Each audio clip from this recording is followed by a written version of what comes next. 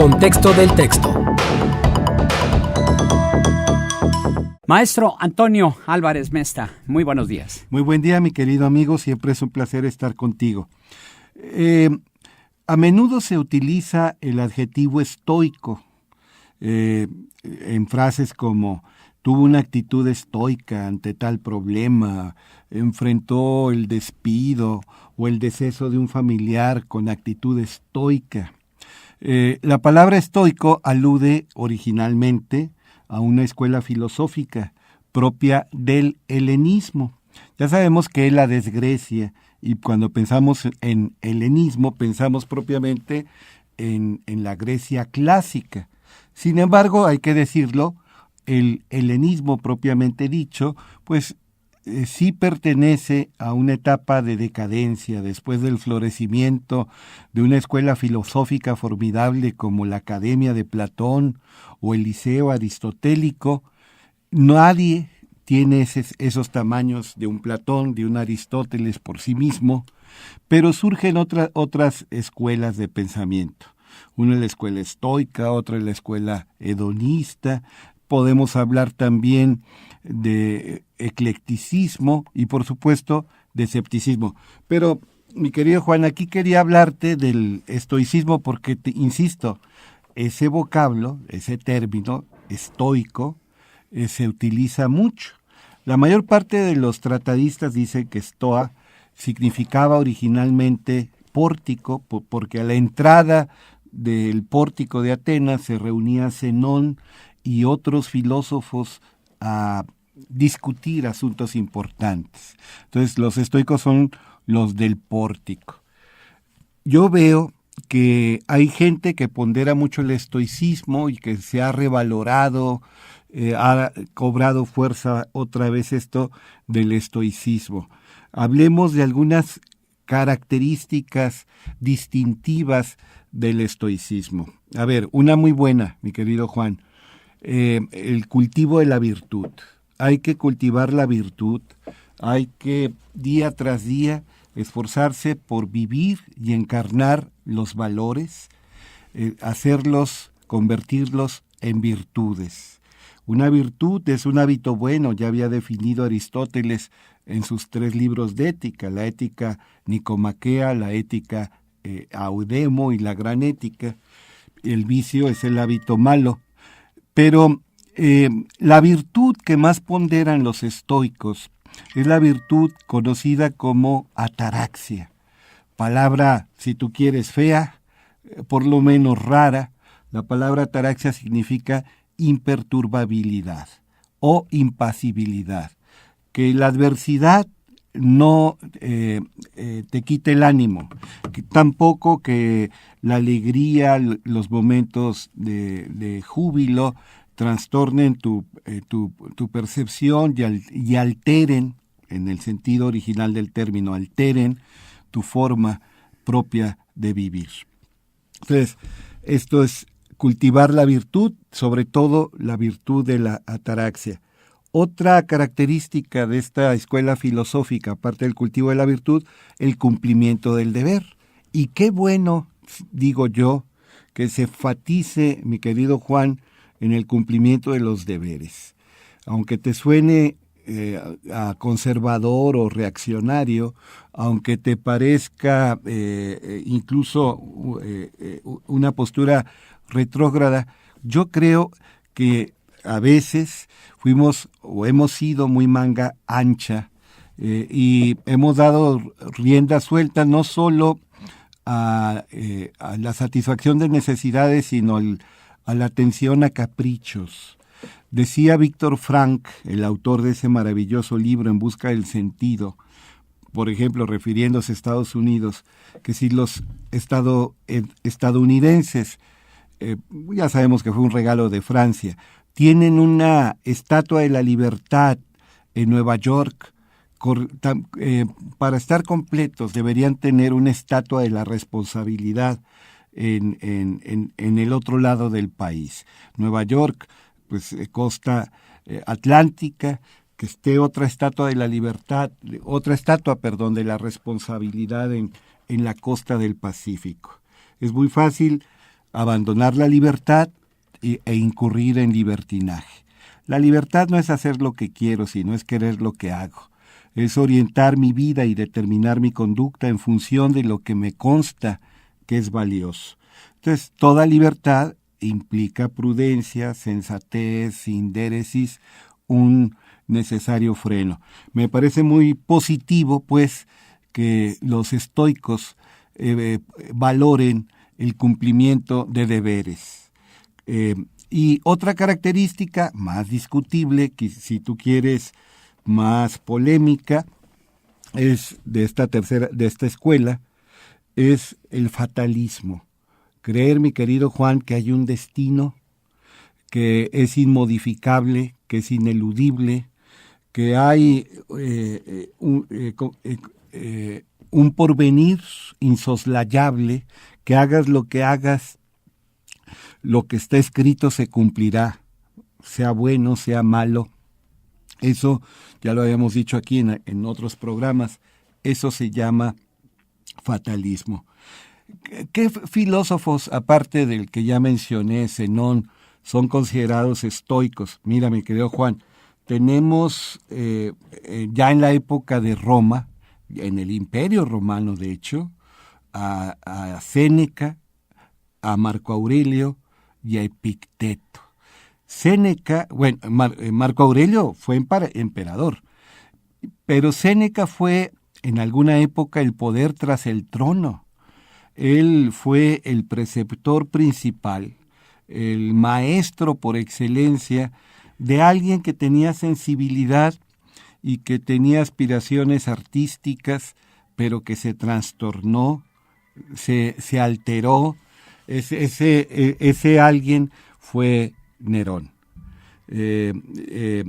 Nerón, ya ávido de poder, loco por su afán de dominio, no vaciló en mandar a asesinar a su propia madre Agripina, y en otro momento, mal aconsejado por vivales, por vividores, por advenedizos, sacrificó a sus grandes maestros, el primero de ellos, Séneca.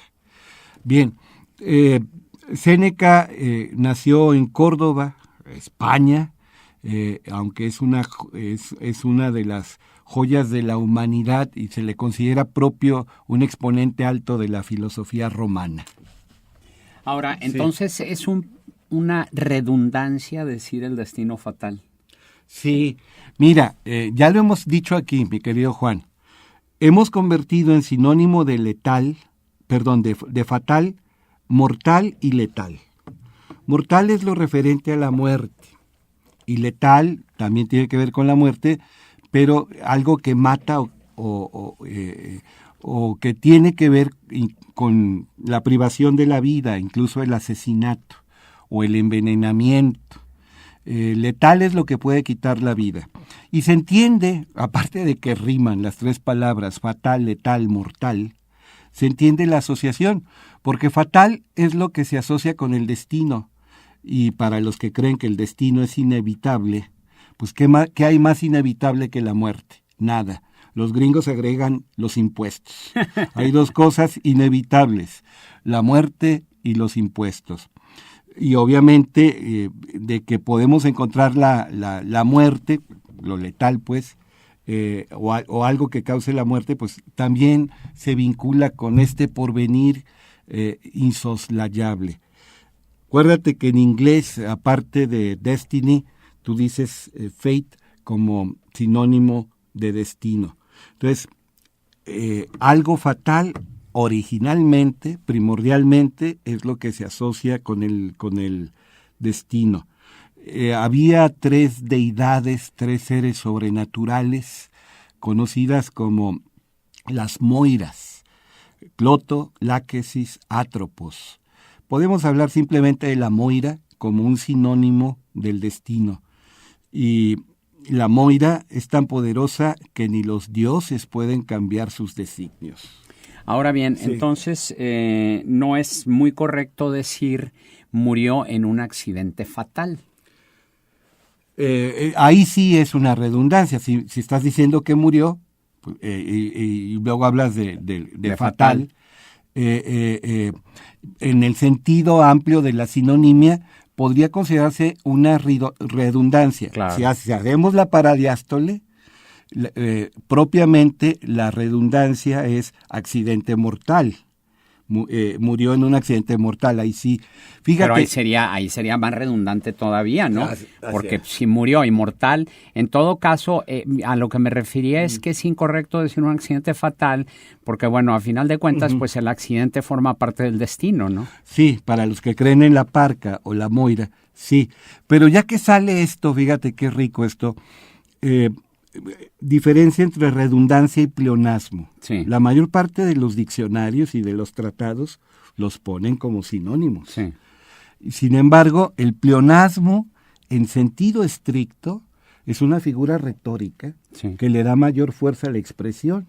Un tropo, se utiliza literariamente, es válido, vamos. Sí, lo vi con mis propios ojos. Ujú. Obviamente lo vemos con los Pues propios sí. ojos, pero eso le da fuerza, enfatiza la expresión. Sí. Incluso, por quien sabe hacer esto, puede armar textos con valor estético. Entonces, el pleonasmo, aunque normalmente se maneja como sinónimo de redundancia, el pleonasmo puede tener un valor artístico y ser válido. Un tropo es una figura retórica, en cambio la redundancia siempre se considera un defecto, una falla. Entonces suele suceder, así como en la escuela del estoicismo, que con el paso de los siglos, estoico adquiere otro significado, es similar a lo que sucedió con los cínicos, ¿no? Como una escuela filosófica. Sí, cínico es lo referente a los perros.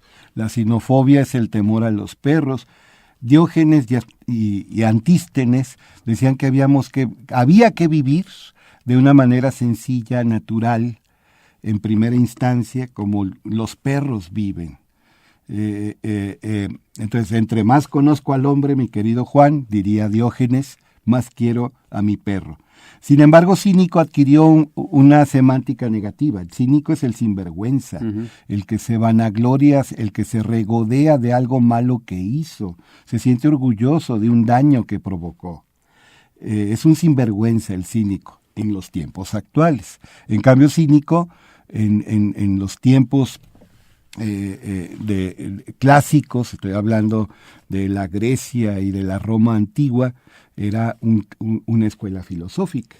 ¿Y hay algún momento en la historia o hay alguna causa que explique el porqué de la desinencia o el porqué de la transformación del término estoico y del término cínico para llegar a tener significados tan disímbolos? Mira, en derecho se dice que la costumbre es el derecho nacido consuetudinariamente. No, perdón. Una fuente de derecho es la costumbre. El jus moribus constitum. ¿Qué significa esto?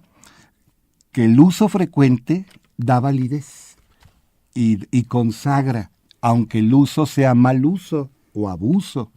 Mira, Moris et legis, la costumbre es ley. Sí, y a lo que iba, tenemos una palabra como mundo. Si tú dices que fulano de tal es un sacerdote muy mundanal, das a entender que es un vicioso, un depravado, parrandero, etcétera, etcétera, etcétera. Es lo que le damos el significado a mundanal. Uh-huh. Y mundo originalmente significa limpio, ordenado. Es el equivalente latino del griego cosmos. De ahí el antónimo inmundo, Exacto. Como sucio. De ahí, pero es un antónimo innecesario, porque mundo originalmente significa limpio. Pero ya te digo, derivados de mundo lo hemos convertido en lo sucio, en lo feo, en lo pecaminoso, en lo pervertido, en lo depravado. Me hiciste una pregunta y yo te contesto, aunque no me guste, que el uso frecuente, el mal uso y el abuso hace que una práctica se consagra y se le dé valor, incluso se vea como lo más aceptable. En todas las lenguas ha ocurrido, incluso palabras que originalmente eran erróneas, eran deformaciones del vocablo, se convierten en las correctas y si alguien usa las originales, pues va a ser objeto de críticas y hasta de burlas. Crocodilo, cocodrilo. Murciégalo, murciélago.